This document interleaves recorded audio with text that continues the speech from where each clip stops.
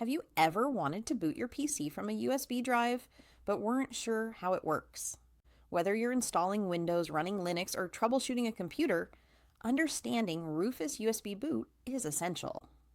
Today, I'll explain it in the simplest way possible so you can get started confidently in 2025. First, let's talk about what a USB boot is. Booting from a USB means starting your computer using a USB drive instead of your main hard drive. This allows you to install an operating system, run recovery tools, or test different software without affecting your main system. Rufus makes this process simple by turning any compatible USB into a bootable drive. To get started, you need a USB drive and an ISO file. The ISO file contains the operating system or software you want to boot from. Plug in your USB, open Rufus, and select your drive. Then, choose the ISO file and let Rufus automatically set the necessary options, like partition scheme and file system. For most modern PCs, GPT and UEFI are the standard, while older systems may require MBR and BIOS.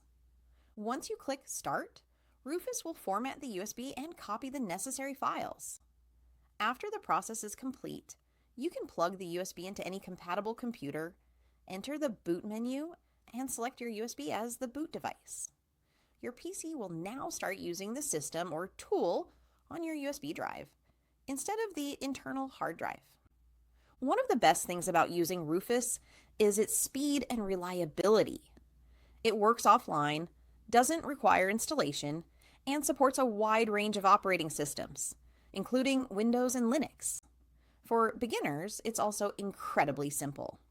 Follow the prompts, double-check your selections, and Rufus handles the rest. So whether you're reinstalling your OS, testing Linux, or creating a recovery tool, Rufus USB Boot makes it fast and easy. If you found this explanation helpful, make sure to like this video, subscribe, and hit the notification bell so you won't miss more beginner-friendly tech guides in 2025.